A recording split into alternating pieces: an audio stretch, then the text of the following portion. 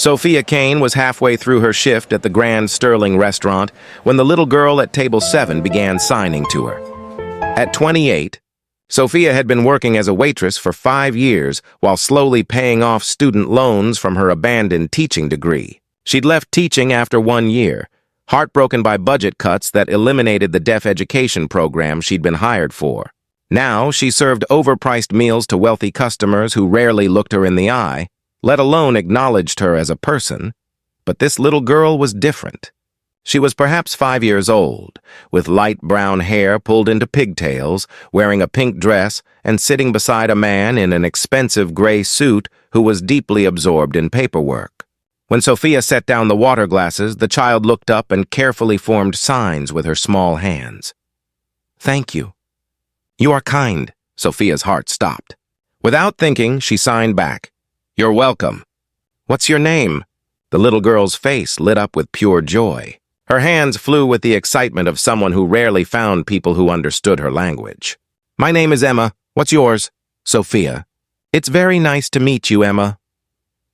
The man beside Emma finally looked up from his work, and Sophia found herself meeting the intense gaze of someone who clearly wielded significant power. He was handsome in that sharp-edged way of successful executives, perhaps in his late 30s, with eyes that assessed and calculated in seconds. "Where did you learn that?" he asked, his voice carrying an unexpected edge of emotion. "I was a deaf education teacher before budget cuts eliminated my program," Sophia explained, suddenly self-conscious about her waitress uniform and the contrast to his expensive suit. "I've been signing since college." The man's expression transformed completely. "You're a trained teacher? In deaf education specifically?" "Yes, but—" Emma was signing urgently now, pulling on the man's sleeve.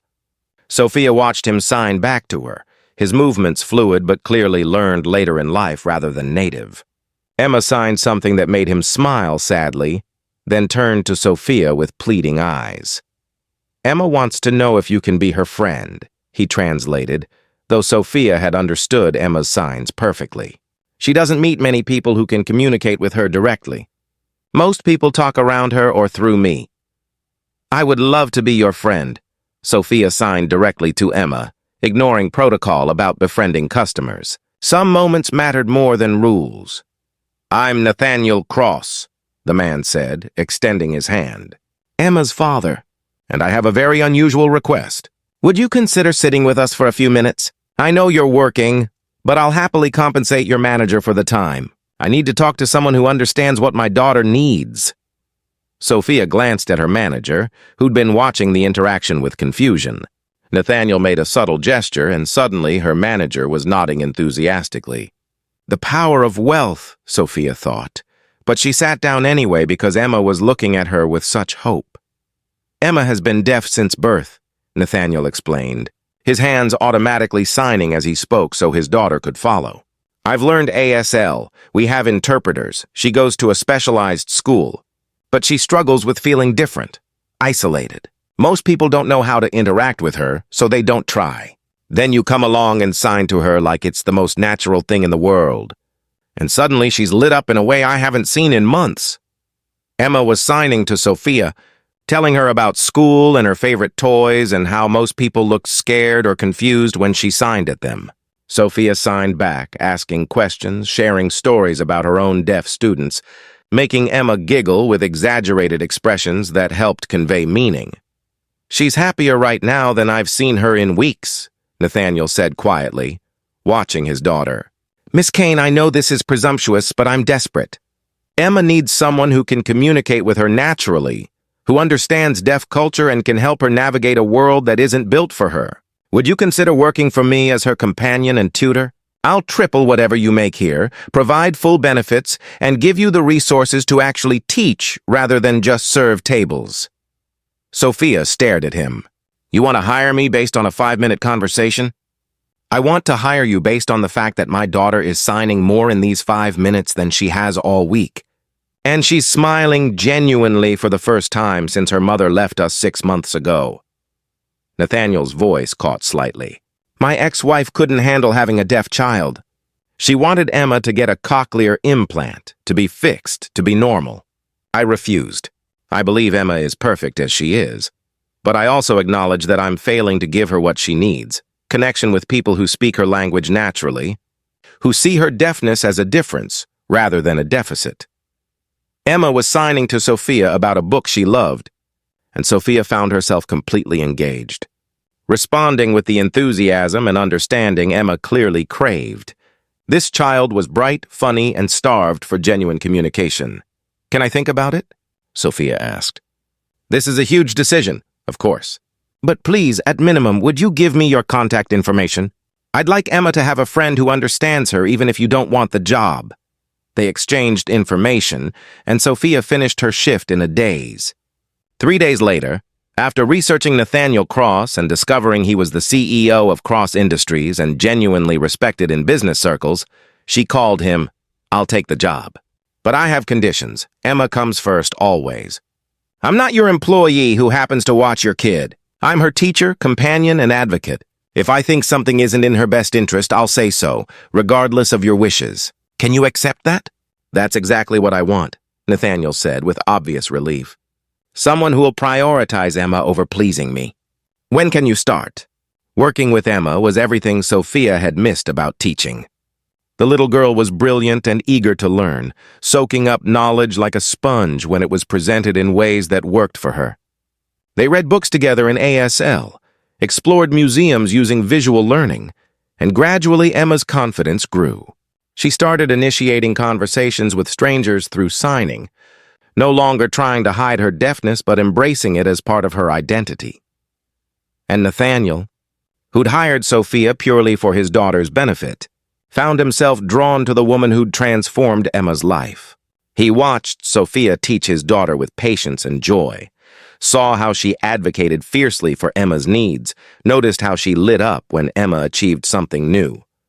He found excuses to be home more, to join their outings, to participate in lessons not because Emma needed him there, but because he wanted to be near Sophia. "You're staring again," Sophia signed to him one evening after putting Emma to bed. She'd started signing even when Emma wasn't present, and Nathaniel found it intimate, a private language that excluded the rest of the world. "I'm grateful," Nathaniel signed back, his movements still more careful than Sophia's native fluency. "You've given my daughter back her confidence. You've taught me to see her deafness not as a challenge to overcome, but as a culture to embrace. You've made our house feel like a home. I'm just doing my job. No, you're doing far more than that." Nathaniel switched to speaking and signing simultaneously, a habit he'd developed to never exclude Emma even when she wasn't present. "Sophia, I'm falling in love with you. Not just because you're extraordinary with Emma, though you are. Not just because you taught me to be a better father, though you did, but because you're passionate and principled and you see value in people others overlook. You took a job as a waitress to pay your loans but never lost sight of your purpose to teach. You gave up a 5-minute break to sign with a child you'd never met. You're exactly the person I want in my life and Emma's life, not as an employee, but as family." Sophia felt tears prick her eyes. "Nathaniel, I love Emma, but I need to know this isn't about convenience, that you're not just looking for a mother for your daughter.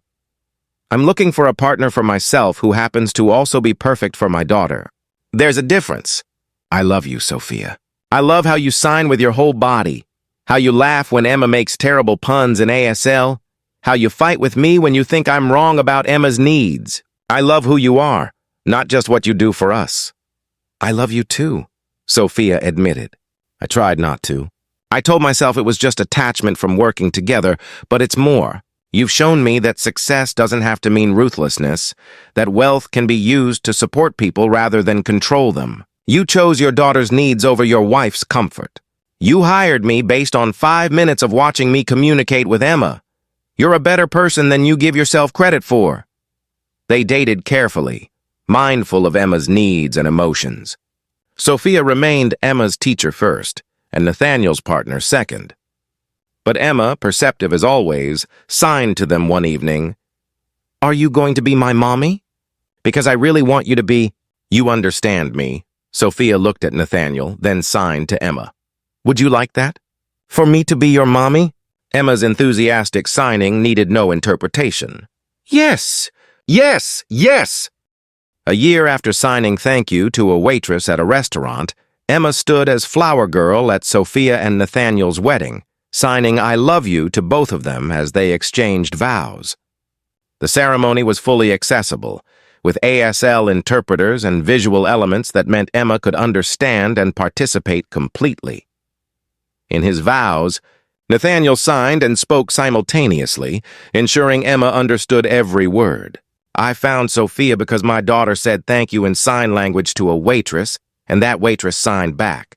That simple moment of connection changed our lives. Sophia, you saw Emma not as a disability to be managed, but as a complete person with a rich inner life who needed someone to communicate with her in her own language. You taught me to see my daughter fully and to embrace the deaf community as family rather than challenge.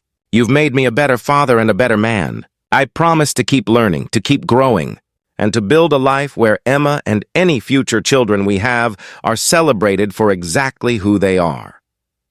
Sophia's vows made everyone cry, her hands moving gracefully as she signed, her voice carrying emotion. I walked up to a table to take an order and received a gift I didn't know I needed. A little girl who signed thank you and reminded me why I became a teacher. Emma, you brought me back to my purpose. And Nathaniel, you supported that purpose without trying to control it. You trusted me with your daughter and gave me the resources to actually teach. You showed me that love means making space for someone to be fully themselves.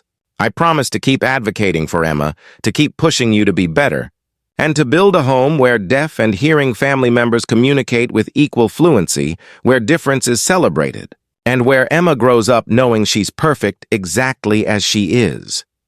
The deaf little girl who signed thank you to a waitress had connected 3 hearts in ways none of them expected. She'd led her father to a woman who understood not just sign language but the importance of seeing people fully. She'd led a burned-out waitress back to her teaching purpose. And she'd found a mother who didn't see her deafness as something to fix, but as an integral part of who she was.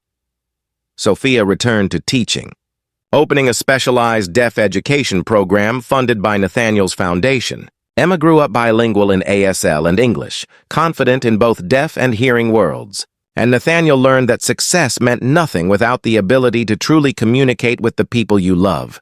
That the most important conversations happen not in boardrooms, but in living rooms where hands move gracefully through the air, conveying love, understanding, and belonging. If this story touched your heart, please like, share, and subscribe. Leave a comment below about a time when learning someone's language changed your relationship. Your stories inspire us all.